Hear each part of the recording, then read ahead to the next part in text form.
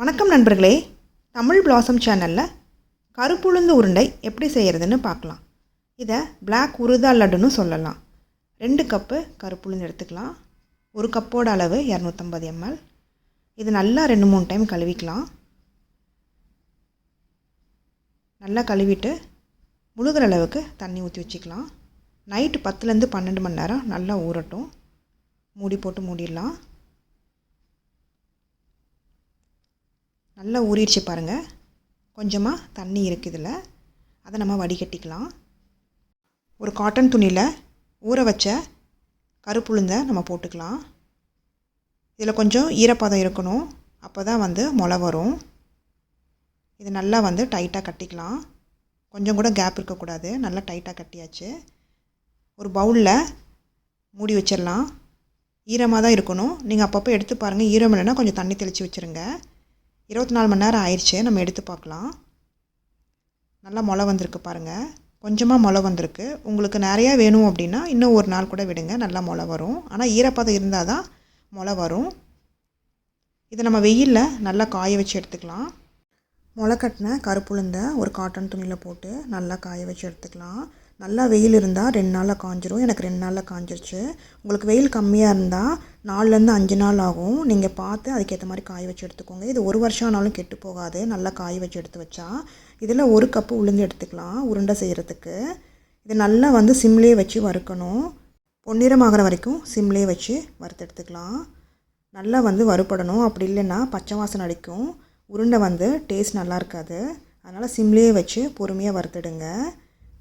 முளை கட்டின கருப்பு உளுந்து இல்லைனாலும் நார்மல் கருப்பு உளுந்தியை நல்லா கழுவிட்டு காய வச்சுட்டு இந்த மாதிரி வறுத்துட்டு பொடி பண்ணிக்கோங்க. இன்னும் கொஞ்சம் வறுபடணும். சிம்லேயே வச்சு வறுத்துக்கலாம். இன்னும் கொஞ்சம் பொன்னிறமாகணும். கறிக்கிறாதீங்க. சிம்லேயே வச்சு இன்னும் பொன்னிறம் ஆகிற வரைக்கும் வறுத்து எடுத்துக்கலாம். நல்லா பொன்னிறம் ஆயிடுச்சு பாருங்கள். இப்போ அடுப்பை ஆஃப் பண்ணிவிட்டு ஆற வச்சிடலாம். ஒரு பிளேட்டில் போட்டு ஆற வச்சிடலாம். இது ஆறிட்டுருக்கட்டும். எப்படி நல்லா பொன்னிறமாக இருக்குது பாருங்கள். இந்த அளவுக்கு இருக்கணும். அப்போ தான் உருண்டை டேஸ்ட் நல்லாயிருக்கும். 1/2 கப்பு வேர்க்கடலை எடுத்துக்கலாம். 125 ml. சிம்லேயே வச்சு வறுத்துக்கலாம்.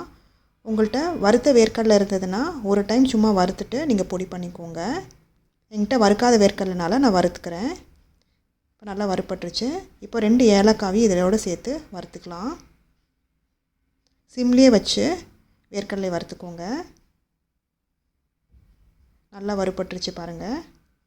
இந்த அளவுக்கு வறுபடணும். இப்போ அடுப்பை ஆஃப் பண்ணிடலாம். இதையும் நல்லா ஆற விட்டுடலாம். இது நல்லா ஆறிட்டுருக்கட்டும். வறுத்த ஏலக்காய் 2, வறுத்து வச்ச கருப்பு உளுந்தையும் சேர்த்து இந்த மிக்ஸி ஜாரில் அரைச்சி எடுத்துக்கலாம். இந்த மிக்ஸி ஜாரு 1 நிமிஷத்தில் நல்லா பவுட்ராக்கிடும். நம்ம மிஷினில் கொடுத்து அரைக்கணும்னு அவசியம் கிடையாது. வீட்லேயே அரைச்சிக்கலாம். இது சலிக்கணும்னு அவசியம் கிடையாது. மிஷினை ஆன் பண்ணிக்கலாம். 1 நிமிஷத்தில் அரைச்சிரும்.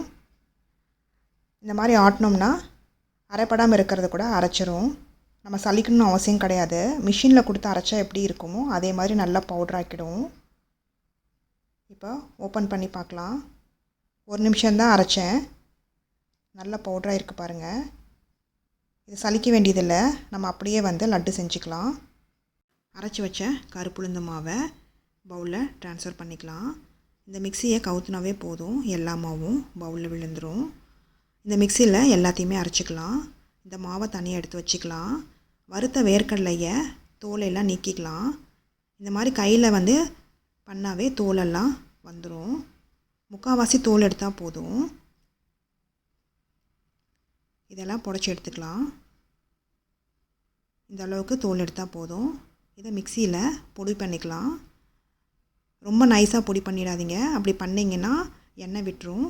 பல்ஸ் மோடில் போட்டு 2-3 டைம் இந்த மாதிரி அரைச்சி எடுத்துக்கோங்க. கொஞ்சம் கொரகொரப்பாக தான் அரைச்சி எடுக்கணும். ரொம்ப நைஸாக அரைச்சிங்கன்னா எண்ணெய் விட்டுரும். பாருங்கள், இந்த அளவுக்கு பொடி பண்ணிக்கோங்க. உதிரி உதிரியாக இருக்கணும் இந்த வேர்க்கடலை மாவு. இதையும் இந்த பவுலில் போட்டுடலாம். அரைச்ச வேர்க்கடலை கருப்பு உளுந்து மாவையும் சேர்த்து நல்லா கலந்துக்கலாம். ஸ்பூனால் நல்லா கலந்துட்டு தனியாக எடுத்து வச்சிடலாம். இது தனியாக இருக்கட்டும். 1 கப்பு கருப்பட்டி எடுத்துக்கலாம். 250 ml. எந்த கப்பில் உளுந்து அளந்தோமோ அதே கப்பில் கருப்பட்டியும் எடுத்துக்கலாம். 1/4 கப்பு தண்ணி சேர்த்துக்கலாம். கருப்பட்டியில் குப்பை இருக்கிறனால நம்ம கரைச்சி எடுத்துக்கலாம். குப்பை இல்லாத கருப்பட்டி இருந்ததுன்னா நீங்கள் அப்படியே பொடி பண்ணிவிட்டு நீங்கள் சேர்த்துக்கலாம். அடுப்பை சிம்லேயே வச்சுக்கோங்க. கரைஞ்சா போதும், பாகுபதெல்லாம் பார்க்கணும் அவசியம் கிடையாது. இதில் குப்பை இருக்கிறனால தான் நம்ம இந்த மாதிரி கரைச்சி எடுக்கிறோம். கொஞ்சமாக தண்ணி ஊற்றிக்கோங்க, ரொம்ப தண்ணி ஊற்றாதீங்க. நல்லா கலந்து விட்டுக்கிட்டே இருங்க. பாருங்கள், எல்லாமே கரைஞ்சிருச்சு. இப்போ அடுப்பு ஆஃப் பண்ணிட்டு தண்ணி எடுத்து வச்சிடலாம். 2 ஸ்பூனு நெய் ஊற்றிக்கலாம்.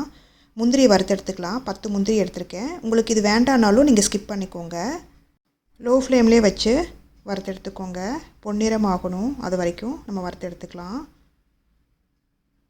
முந்திரியை பொடி பண்ணி கூட போட்டு லட்டு செய்யலாம். உங்களுக்கு எது விருப்பமோ அதுமாரி செஞ்சுக்கோங்க. இது நல்லா பொன்னிறம் ஆயிடுச்சு பாருங்கள். அடுப்பு ஆஃப் பண்ணிடலாம்.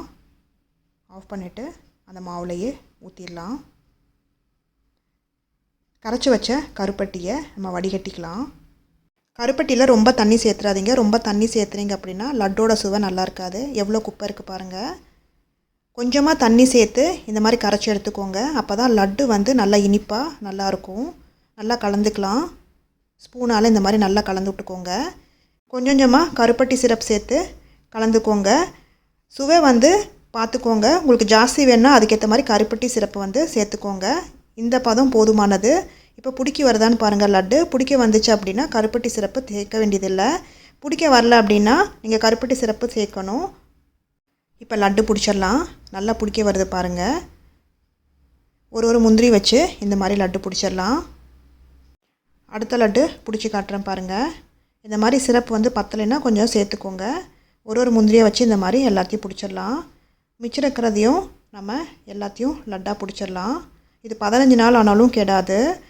அதுக்கு மேலே இங்கே வச்சுருக்கோம் அப்படின்னா ஃப்ரிட்ஜில் ஸ்டோர் பண்ணி சாப்பிட்டுக்கோங்க. சுவையான கருப்பு உளுந்து லட்டு ரெடி ஆயிடுச்சு. இந்த ரெசிபியை செஞ்சு பார்த்துட்டு உங்களோட கமெண்ட்ஸ் என்னன்னு சொல்லுங்கள். பிடிச்சிருந்தால் லைக் பண்ணுங்கள், ஷேர் பண்ணுங்கள், சப்ஸ்கிரைப் பண்ணுங்கள்.